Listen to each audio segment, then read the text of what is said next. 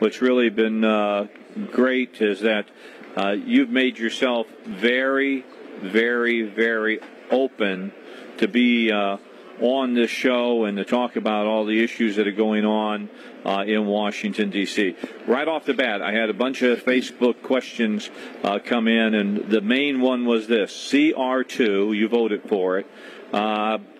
When do we stop voting on continuing resolutions and, calling into this and, have the face-off with the Democrats we're going to have? I think that that last short-term CR is probably the last one. Here's what I would say on that. I think that we're gonna probably have an impasse with the Senate. We already passed H.R. 1. It had $60-something billion in cuts, and it's sitting in the Senate. Mm-hmm. If the Senate wants to fund the government through the end of September, move on past the CR, move to the budget debate, they can just pass that. They can pass that H.R. 1, and we can move on. I think one of the things that really bore heavily on me is that if we pass something out of the House and it doesn't pass the Senate or get signed by the president, it never happened. Right. Would I rather have more than $10 billion in cuts? Yes, but those are more. We got $10 billion. How much did the folks that voted no get? Zero. And you know what? Nancy Pelosi voted against it. I voted for it. I think that I was really frustrated at a lot of the misinformation that was out there, but particularly on Obamacare. There was a lot of talk about $105 billion secret dollars that were found. First of all, they weren't secret. They've been exposed to the public for, a year and a half? Secondly, it's not $105 billion for Obamacare. There was $105 billion that included high-risk insurance pools, a conservative idea that we got included in the legislation, S-chip, which was a Republican idea, was not part of Obamacare. There was some money for Obamacare in there. Mandatory spending. So it really boils down to this. Were we willing to waive the rules of the House to put that mandatory spending in there or not? We were not. And the reason is this. Pelosi waived the rules all the time. Once you waive them, the rules mean nothing. The reason the 72-hour rule, having legislation so you can read it 72 hours, the reason that was never used in the last Congress was waived. It's waived all the time. So the Speaker and the leadership said early on, we're going to have rules and we're going to follow the rules. So that's why mandatory spending was not rescinded of any sort, not just dealing with Obamacare, but any kind of mandatory spending. None of it was dealt with, rescinded in the CR. The CR is discretionary. So that's a little background. Now, I understand that some people wanted to include this rider or that rider.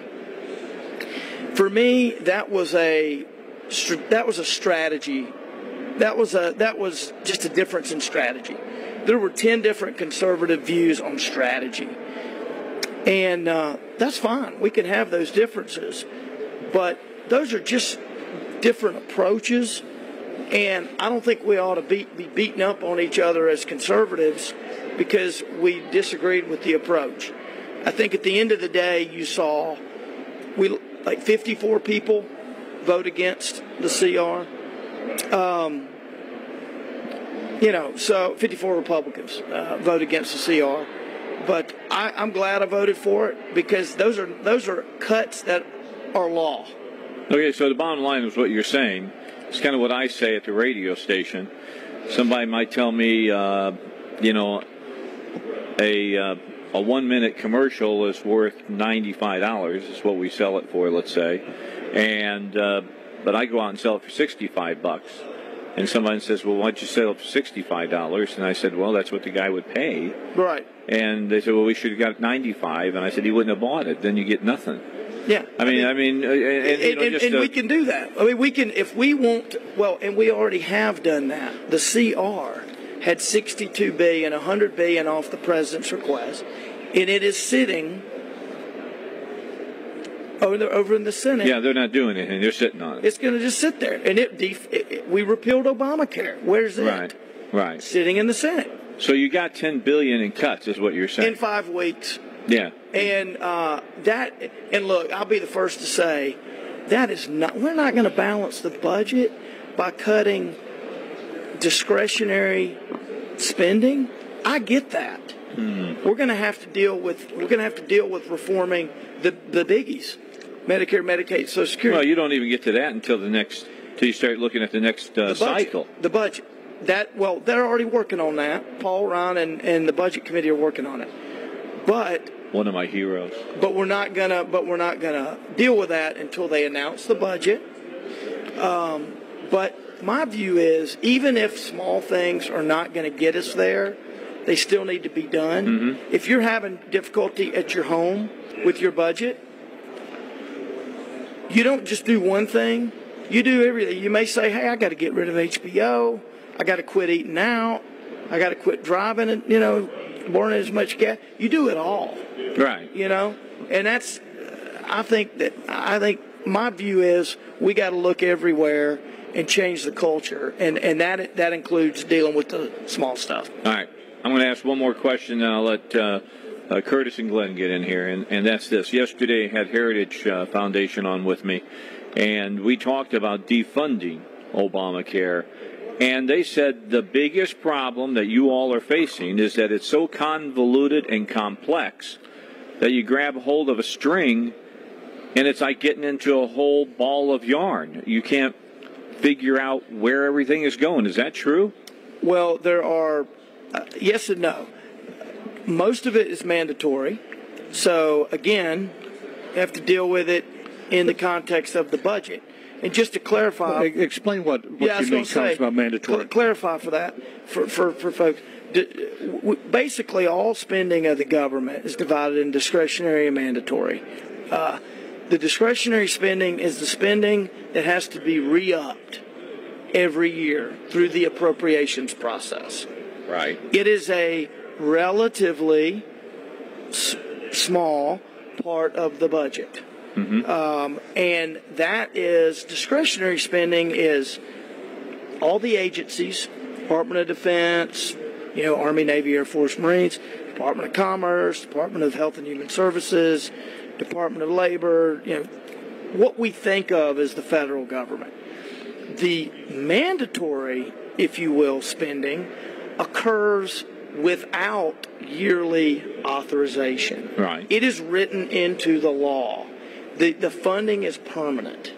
That is Social Security, Medicare, Medicaid, the interest payments, they happen automatically, and parts of Obamacare, some of the stuff that funds the implementation of Obamacare. That stuff is going to happen every year, no matter what. And it's not impacted by the continuing resolution, which is the discretionary stuff. And normally, in a normal year, every bit of this, the discretionary and the mandatory, the two sides of the coin, are all dealt with in the budget. What happened this year? Well, in the last Congress, they didn't pass appropriations bills. They didn't have a budget. They didn't do what you normally do. So they didn't have the way to fund the government, the traditional way of funding the government. So what happened? They passed what's called a continuing resolution to fund the government until early March. It was when Pelosi was in charge. And they could have just said, let's take care of it through September, through the end of the fiscal year in 2011. They didn't want to do that. They wanted to give us a gift.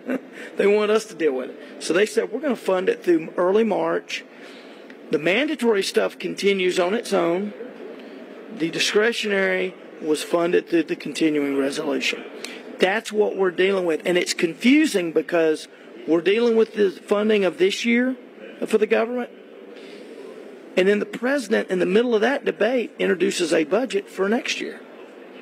So the budget for next year is what the president proposed. The budget for next year is what Paul Ryan is working on. The CR is just to get us through this year. So all this stuff is going on at once, and it makes it confusing. You know, if you're not studying it every day, I can see how you just throw up your hands and go, this is crazy, you know. But a lot of us feel like we need to get this CR part done. Let's finish it. Let's get through September, get that behind us, and focus on the budget, which is where that's where the big savings are going to come from.